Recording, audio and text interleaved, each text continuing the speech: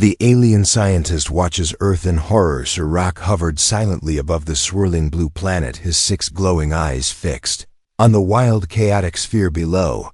He was an observer, a scientist sent by the Galactic Council to study one of the most primitive and dangerous planets in the known galaxy. The name of this world was Earth, and in all of Jurac's long years of research, he had never seen a place so hostile, so violent, so untamed. He floated inside his glass observation pod, orbiting high above the surface, where he watched oceans clash against cliffs, where mountains spewed molten lava, where lightning danced across the skies like angry spirits. Earthquakes tore cities apart, hurricanes flattened coastlines, and temperatures swung wildly from burning heat to icy death. Jurac shook his head in disbelief. What species would choose to live here? Council had warned him about the humans. They said these beings were emotionally unstable, physically fragile, and completely unpredictable. But the most puzzling thing of all was that humans were thriving on this death world. They built cities, they explored the oceans, they even launched themselves into space, as if they had no fear of their own brutal planet. Jurac tapped the side of his recorder and began to speak in his calm, clicking native tongue. This is Observer Jurac Unit 951 transmitting from Earth orbit. I have witnessed fires, floods, storms, and countless environmental threats. I do not understand why humans live here by choice. I will now begin a closer study. His pod descended through thick storm clouds. Lightning crackled on both sides as the small ship trembled against wind speeds that could shred steel. Jurac tightened his grip on the control panel as his vessel dipped lower and lower until it reached the outer edges of a forest smoldering with fresh flames. Trees burned like matchsticks, animals fled in panic, and ash covered the land in a choking blanket. And there, in the middle of the destruction, Jurac saw something that stunned him. A human male was running through the flames, holding a small child in his arms. His skin was burnt, his clothes torn, yet he pressed forward, coughing through smoke, his eyes filled with fear and determination. He stumbled out of the fire zone just before a tree collapsed behind him and laid the child gently on the grass. Jurac zoomed in his lens. How illogical, he whispered to himself. That human risked his life to save a youngling. Why not let the child perish and protect himself? Why face death for another? It made no sense to Jurac, who came from a species that prioritized survival above all else. As he floated back into the sky, Jurac's thoughts were racing.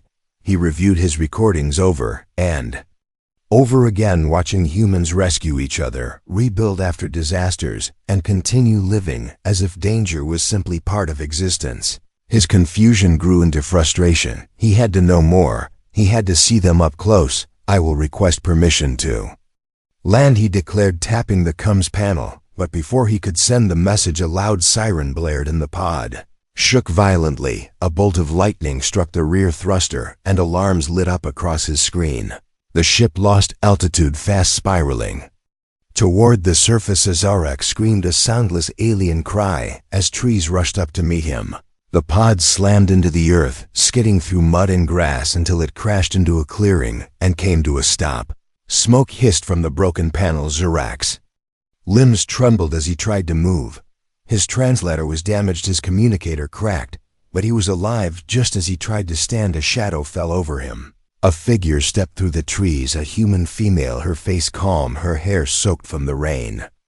She knelt beside him, studying him without fear. Are you okay? She asked, her voice firm. But gentle. Jurac's eyes flickered in confusion.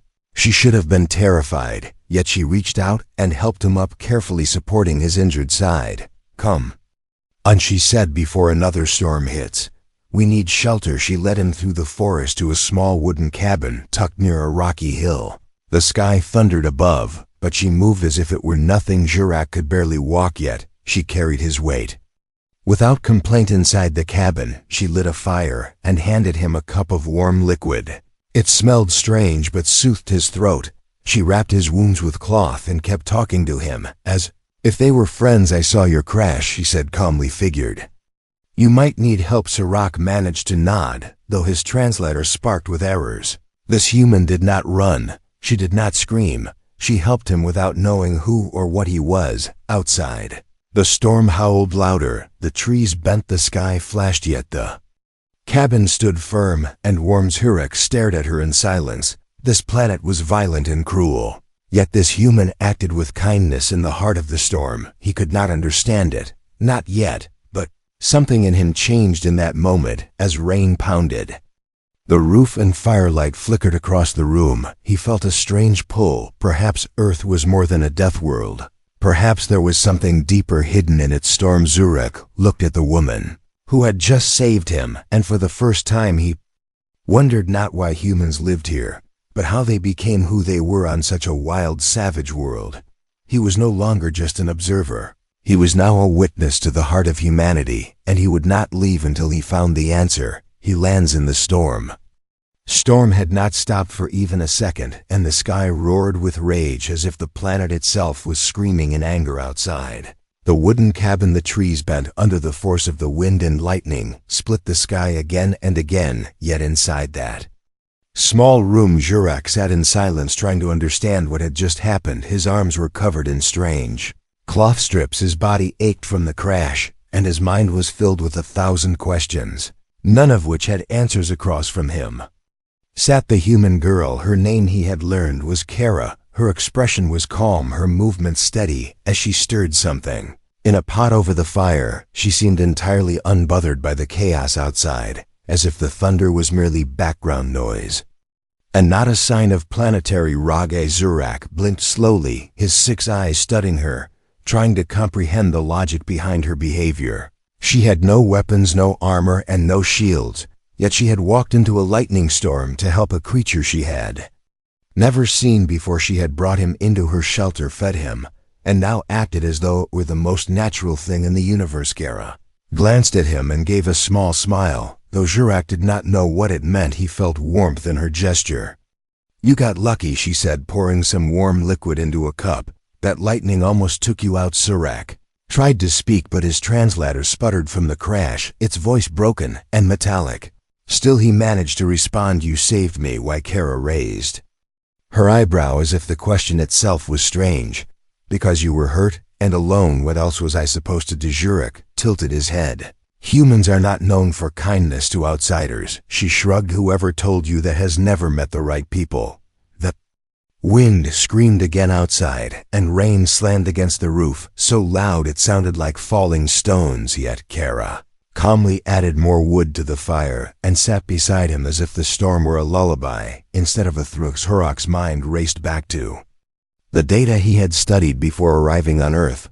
All the reports had described the planet as hostile, covered in deadly life forms, toxic plants, unpredictable climates, and shifting terrain. Survival here was considered illogical, even suicidal for most sentient species. Yet this girl, this human, lived in a wooden house on the edge of a cliff surrounded by wild animals, earthquakes, and weather so aggressive it could tear through stone. And she smiled. "You live here by choice?" he asked, voice crackling with static. Kara nodded, born and raised, never wanted to leave. Zurek tried to process her answer. "The temperature here is unstable. Your home is exposed. There is danger from storms, floods, fire." She laughed a little at that and shook her head. "That's Earth for you. She's wild, yeah, but she's ours. That made."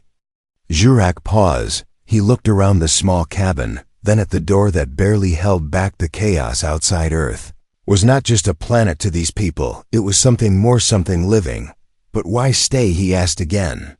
"There are safer planets in the galaxy, ones without storms, without pain, without risk." She looked at him for a long moment, then leaned back against the wall, her voice softer now. "My brother died in a flood when I was 10. He was swept away right in front of me. We had no warning, no time, and I hated this place after that. I used to scream at the sky, asking why." Zurek felt something tighten in his chest as she spoke. "But over time I realized Earth didn't do it to hurt us," she continued. "It's just how she is, and we either learn to live with her or we give up." I chose not to give up. Fire crackled and cast dancing shadows on the walls as silence fell between them again. Kara stared into the flames, her face unreadable, while Zurek stared at hair in his world pain. was avoided at all costs as people fled from discomfort and designed perfect environments to ensure emotional neutrality. Yet here, on this violent death world, was a being who had lost family, who had faced storms and suffering, and still chose to. Stacy stood up and walked to a small shelf, grabbing something that looked like a glowing cube, handing it to Jirak. "This should help your translator. I found it in a wreck years ago. Maybe it works with your system." Zurek carefully attached the device and the static cleared instantly. Language flowed again, and understanding returned.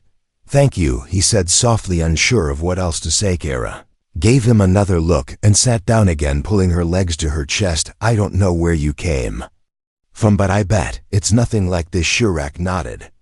"That is correct. We control every variable in our environment.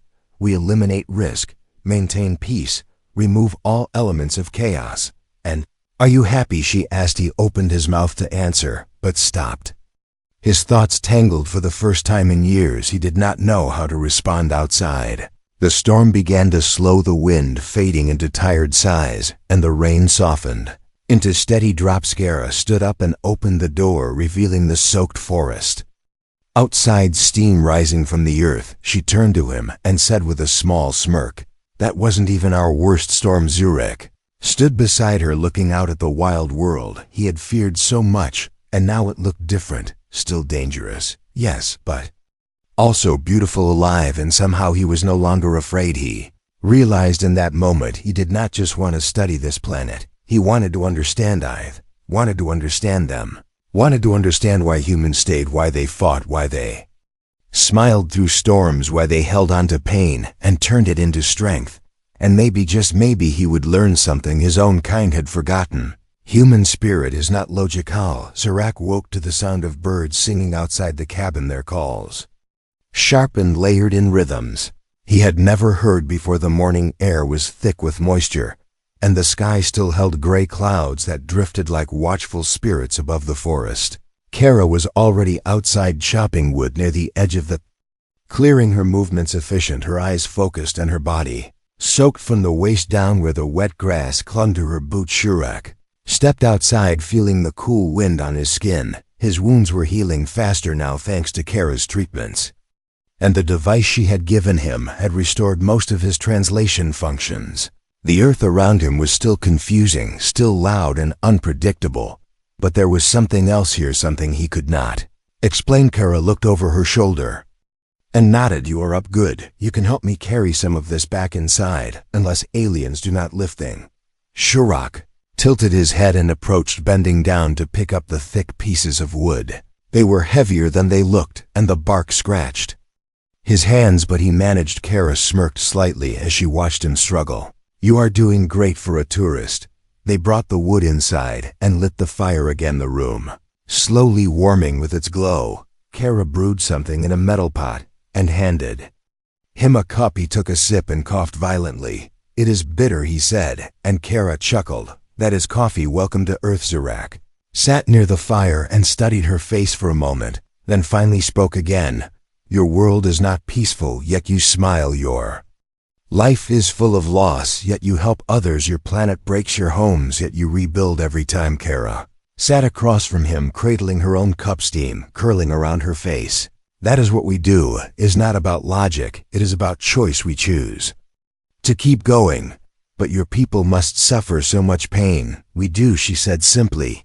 "But pain teaches us things comfort never could." Jirak thought of his own people, how they designed everything for harmony, how they lived for centuries in sterile domes floating in the cold safety of deep space. They had no floods, no storms, no wild animals, no illness, but they also had no fire in their voices, no stories of survival, no reason to be strong. He looked out the window at the trees swaying in the wind again, and asked her, "What made you strong?" Kara was quiet for a long time before answering. "My father worked in the mines near the mountains. When I was a child, there was a collapse. They never found his body." She took a slow breath, and her eyes shone a little with memory. "My mother raised us alone. We grew up knowing that the ground beneath our feet could swallow us any day, and still we danced on it." Jirak felt a strange tightness in his chest. Again, his kind would have left a place like this long ago. declared it unfit for life, and fled. But humans stayed. Humans faced it. You watched humans fight each other, destroy their own homes, burn forests, pollute rivers, yet also I saw them rescue strangers, feed the hungry, rebuild broken cities. How do these opposites exist in one species? Because we are not perfect, Kara said, and we know it, but we keep trying. Even if we fall, we stand again. Even if we cry, we still sing. Even if we are afraid, we still love. Azurak leaned forward, his voice soft as he asked, "But why not leave this planet? Why not start over somewhere safe?" Kara smiled, a sad kind of smile that held centuries of human pain in its curve. "Because Earth is our mother. Even when she is angry, she is still home. We do not run from her, we grow. With her we become stronger because of her." The fire crackled between them, and for a moment there was only silence. Jurak looked around at the cabin, the carved wood, the handmade tools, the pictures on the wall of people, smiling even in the midst of chaos, and something inside him shifted. He rose and stepped outside, looking at the vast green forest around him. The birds flew from tree to tree, the wind danced across the grass, and thunder rumbled faintly in the distance. Azurak turned back to Kara, who now stood beside him, her eyes on the horizon. "You call this planet home, but others in the galaxy call it a death world." Looked at him and shrugged. "Maybe it is both. Maybe home and death are closer than most people want to admit. Maybe we learn to live because death walks beside us every day." Zurek recorded every word, every sound, every movement. He could no longer explain what he felt in pure data, because the numbers did not fit the emotion. The logic did not explain the hope. The statistics did not describe the beauty of a fire-lit cabin after a storm, or the strength of a human who had lost everything and still chose to help another. That night he sat by the fire long after Kara had gone to sleep and watched the flames rise and fall, their glow reminding him of something ancient, something raw and honest, something his people had forgotten. He began writing a new report, one that did not focus on the violence of Earth or the flaws of humans, but on something else. Something far more rare, resilience, and for the first time in his career, Jurak did not want to just study a species. He wanted to understand what it meant to be one of them. Aliens returned to take Jurak back. The sky above the cabin turned red as morning broke across the mountains, but Jurak's eyes were not watching the sunrise. They were fixed on the strange blinking light on his wrist console. It had come alive after weeks of silence, glowing with the signal of a council retrieval beacon, which meant one thing: they were coming for him. He stood at the edge of the clearing, the forest silent around him. Birds had flown away, wind held its breath. The animals seemed to vanish, as if sensing what he now knew in his bones. Something was approaching from the stars, and it was not just a rescue mission, it was a judgment. Kara stepped out of the cabin, still sleepy, rubbing her eyes as she saw Jurak's expression. She paused beside him and looked down at the device on his wrist. "So they found you?" He nodded slowly, voice heavy with thought. "Yes, and they will not come alone. The council does not send rescue ships without observers. They will want to see for themselves what I have reported and decide if my findings are corrupted." Kara asked, her voice laced with sarcasm. "Let me guess, they think you have gone native." He did not answer, but his silence was enough. Kara stepped back and crossed her arms over her chest.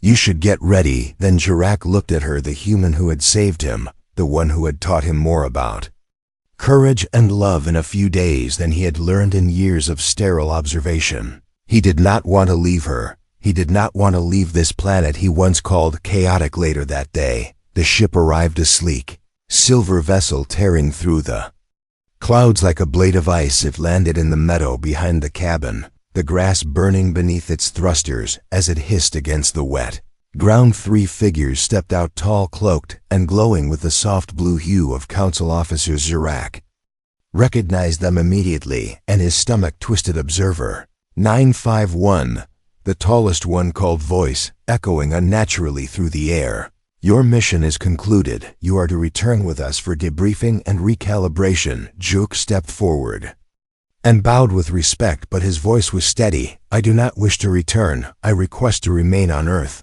Second officer moved forward, his face unreadable. as he scanned the cabin and the surrounding terrain. "Your report contains anomalies excessive. Emotional language, lack of objectivity, and references to personal growth and bonding. These terms are not permitted in Council scientific documentation." The third one added, "We fear the death world has affected your judgment." Kara stood silently beside the cabin, watching them, her expression unreadable. Zurak took a deep breath. "I am not compromised, I am enlightened. I have seen a side of life we forgot long ago. These people face terror every day, and still they build families, protect strangers, and choose hope over safety." The first officer frowned. "We do not study hope, we study data." "Then your data is incomplete," Zurak said boldly. "Earth is not just a world of danger, it is a world of transformation. You call it a death world because it kills the weak, but you never asked what it creates in those who survive." The second officer looked at Kara, his voice cold. "Is this your influence, human? Have you infected our observer with your primitive ideas?" Kara finally spoke, her voice calm but sharp, like a blade against stone.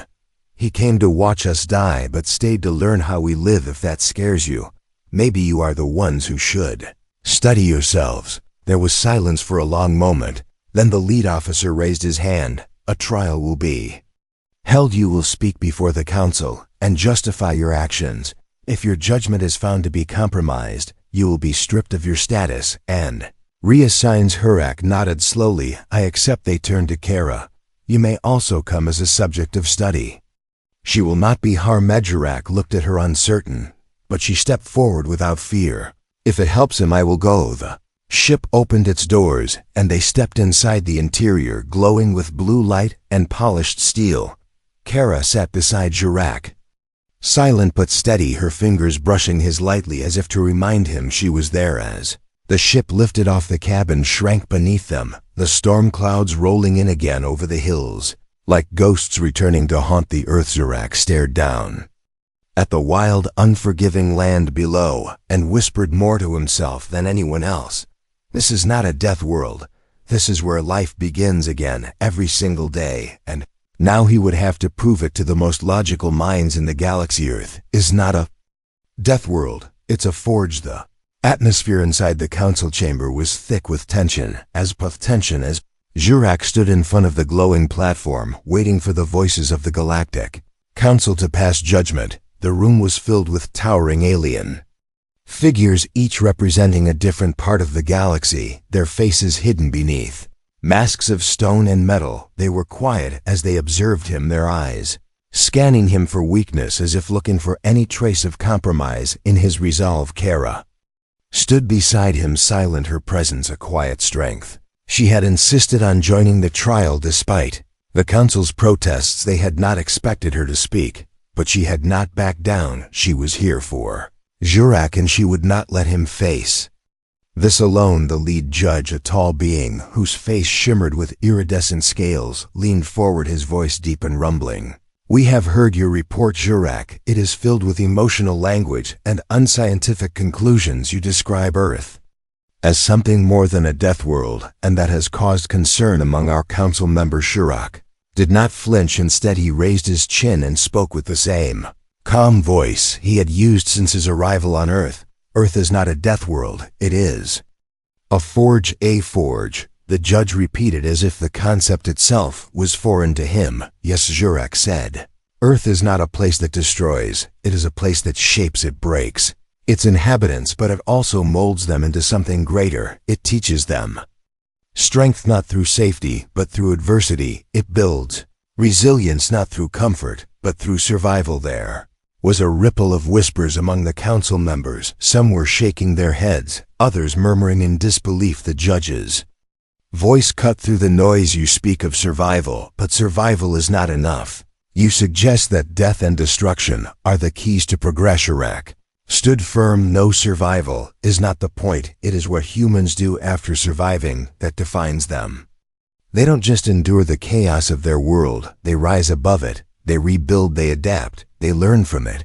And that is why Earth is not just a world of destruction. It is a world of rebirth." Kara stepped forward, her eyes flashing with determination. She did not wait for permission to speak. "Zurak is right. We don't have all the comforts of other worlds. We don't have perfect weather or peace, but we have each other. We have the will to keep going, even when everything else is falling apart. Because we know that if we give up, the planet wins, and we lose something far worse than life itself. We lose our humanity. The chamber was silent for a moment. The council members exchanging looks as if they were unsure how to process her words. Then, the lead judge spoke again, but this time his voice was softer. You speak of humanity's strength, but that strength comes at a cost. Many of your people die in the process. Many never recover from the pain. Zurak nodded, understanding the judge's concern. Yes, there is pain, there is loss, but there is also growth from that pain. Humans have learned that every storm that tears apart their world is followed by a calm. They have learned that every earthquake that shakes their cities is followed by a rebuilding. They have learned that life is not about avoiding suffering, but about enduring it and becoming better because of it. Kara added, Earth is not a paradise. We don't want to escape it. We want to grow from it, because we know that what doesn't kill us makes us stronger, and it's not just a saying, it's how we live. As Hurek watched the council members carefully, their expressions unreadable. They were not convinced yet. But Zurak could see something shifting in their eyes. He could see that they were beginning to understand, perhaps not completely, but they were considering the possibility that he had spoken the truth. The lead judge turned to the others, and there was a long pause, a silence that stretched out before the final decision was made. Finally, the judge addressed Zurak once more. Your findings have challenged our understanding of this world and its inhabitants. We will not deny that. Earth has qualities that are unique, and its people are unlike any we have encountered, but we must ask one final question before we make our decision. Zurak nodded, prepared to answer. What would you have us do, Zurak? He asked. If Earth is not a death world, and its people are not as primitive as we thought, how should the council view them now? Zurak's answer was simple. Earth should be recognized not as a death world, but as a forge, a place where civilizations are tested and shaped not for destruction, but for transformation. It is a world where life is born out of chaos and where every soul that survives is stronger for it.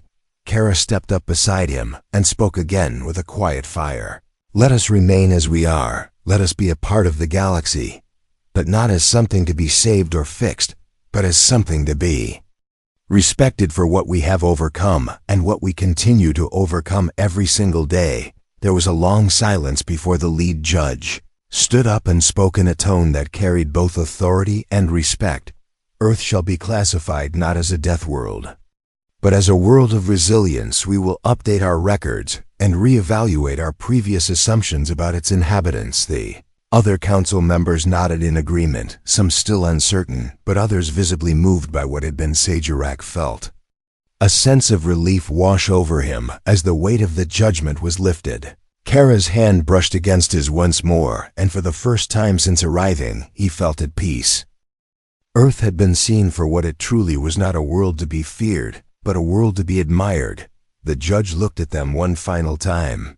You may return to Earth and resume your studies, Zurak, but know this: your report will be shared across the galaxy, and the story of Earth's resilience will be known by all. As Zurak and Kara stepped out of the chamber, the doors closing behind them, Zurak turned to her and said softly, I never understood humans before, but now I think I do. Kara smiled. Earth isn't perfect, but it's ours, and we wouldn't want it any other way. Zurak nodded as they walked back toward the ship, the stars shining brightly above them. Earth was not just a death world, it was something far more complex, far more beautiful than he had ever imagined, and for the first time in his life, Zurak felt proud to be a part of something so uniquely human. Humans choose Earth. Zurak stood at the edge of the clearing, once again looking out at the vast landscape of Earth. Wind had picked up again, sweeping across the forest, and through the tall grass the sun hung low in the sky, casting a warm, orange glow over the land he had come to understand in ways no data report or scientific analysis could have ever prepared him for. Kara stood beside him, her presence a quiet comfort. As always, she watched him as he stared out at the horizon. No words were needed between them anymore. He had learned what words could not teach in the days they had spent together. the storms. The calm, the chaos, and the peace. Earth was no longer just a planet for him. It had become something far deeper, something far more important. Sirac had not returned to his ship after the Council's decision. Instead, he had chosen to stay on Earth.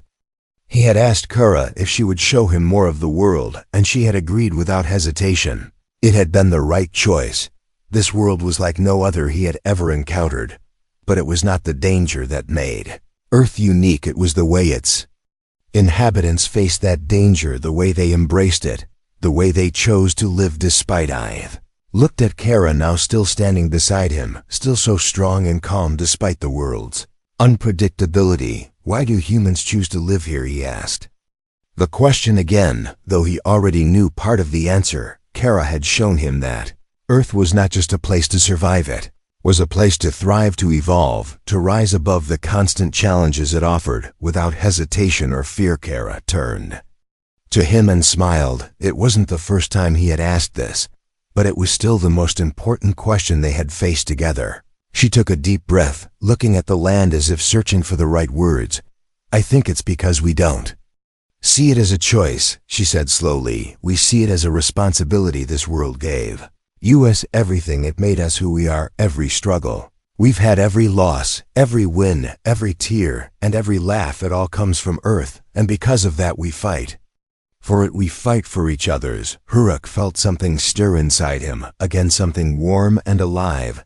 It was not just admiration. It was a deeper understanding that the human spirit was not something born from peace and comfort. It was born from chaos and pain, and it was that very spirit that made humans capable of achieving more than any species he had ever encountered. There's a power here on Earth, he said softly, a power that I did not understand before, but now I do. Humans are not defined by what they have, they are defined by what they overcome. Kara nodded, her smile softening.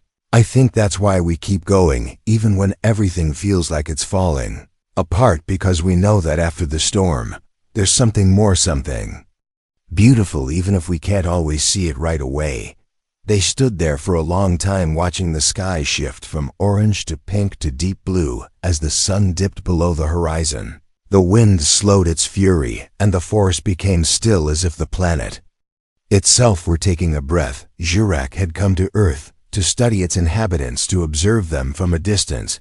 But now he understood. He understood what had been missing from his own life, and from the life of his people. The constant drive for survival had been there in every species, but it was the drive for growth that had always separated the truly remarkable ones. Earth was a place of transformation, a place where nothing stayed the same, not the land, not the animals, not the humans, and that transformation was the very essence of life. It was the reason humans did not flee their death world, but embraced it and made it their own. Kara turned to him and spoke, her voice soft but full of conviction. You asked me once why we don't leave, why we stay on Earth with all its danger and its risk and its pain, and the answer is because we know it's worth it. Glanced at her, surprised. The words had not come from her lips alone, but from the core of who she was, from the core of every human he had met, every person he had witnessed risking their lives to save others, rebuilding after every storm and fighting for a future, even when they couldn't be sure it would come. It's not perfect, he said, but it's real. Kara smiled, that smile that had always made him feel like everything was going to be all right. Yeah, she agreed, Earth's not perfect, but it's home. Zurich stood in silence for a moment, feeling the weight of that word home, the word humans had used to describe a place that had torn them down only to build them up again, a place that did not offer safety, but offered the chance to survive and thrive. Nonetheless, for the first time in his life, Jurak understood the true meaning of home. It was not a place of perfect harmony or flawless peace. It was a place where growth happened through struggle, where survival was not an isolated experience, but a shared journey. This world is not a death world, he whispered softly. It is a forge, a place where life is tempered and tested until it becomes something stronger than it was before. Kara stood beside him, her hand resting gently on his arm. For all its flaws, for all its risks and challenges, Earth is the most beautiful place I've ever known, because it made us who we are, and that's something no other world can offer. Zurich turned to her, finally fully understanding the answer to his question. The answer to everything. Earth was not a place to be feared or avoided. It was a place to be embraced because it gave humans the chance to become something greater than themselves. Smiled for the first time in what felt like an eternity. The winds had calmed, the night had fallen, the stars shone brightly above them, and Earth stood below them, strong, wild, and beautiful. And he knew now that he had found his place in the universe, not as an observer, but as a part of the living, breathing world he had once feared. Earth was not a death world. It was the birthplace of resilience. It was the forge where the strongest of souls were made, and he was honored to be a part of it. The Endurak stood at the edge of the clearing, staring at the horizon where Earth stretched endlessly beneath the glowing stars. The planet had given him everything. It had tested him and changed him in ways no other world ever could. As he looked out across the land, he no longer saw a place of chaos and destruction. He saw a place of strength, a place of life that pulsed with energy and determination. The wind whispered through the trees as if Earth itself were speaking to him, telling him that it had always been this way, that life on this planet was never about avoiding the storms or hiding from the danger. It was about learning to stand tall in the face of everything the world could throw at you and still choosing to keep moving forward. Kara stood beside him, her hand resting lightly on his shoulder. She had always been there beside him, showing him what it meant to be human, what it meant to face fear and uncertainty. With hope and resilience, she had been his guide, and now she was his equal. You were right, Jurek, she said softly, looking up at the stars. Earth is not perfect, but it is real, and it has given us everything we need to grow. He turned to look at her, feeling a warmth in his chest that he had never felt before. It wasn't just admiration for her. It was something deeper, something that connected him to her, and to this world he had come to love. I once thought Earth was a death world, a place full of danger and destruction. Jurek said, his voice quiet, but filled with certainty now. I know it is not a death world. It is a place of transformation, a forge where souls are tested and made stronger. Kara smiled and nodded. Earth shapes us in ways we don't always understand, but we always become more because of it, and that's why we choose to live here. Not because it's easy, but because it's worth it. Zurek looked up at the stars again, seeing them as he had never seen them before, not as distant cold lights in the sky, but as symbols of the endless possibilities that Earth offered, a place where every day was a new chance to rise again and become more than what you were the day before. In that moment, Jurek knew he had found his place among the stars, not as an observer, but as a participant, not as a visitor, but as a part of this world that had changed him in ways he never thought possible. He turned back to Kara, and without a word they both knew that this was not the end of his journey, but the beginning of a new chapter, one where Earth was no longer just a death world to be studied, but a world to be lived and loved. And so they stood there together, watching the stars, the Earth beneath their feet, alive and full of promise as the wind carried the whispers of the planet itself. For Jurek, Earth was not just a world to observe, but a world to be a part of, a world that had shown him the true meaning of strength, survival, and what it meant to choose life every single day. And with that he smiled and whispered to the world around him, I choose Earth. The end.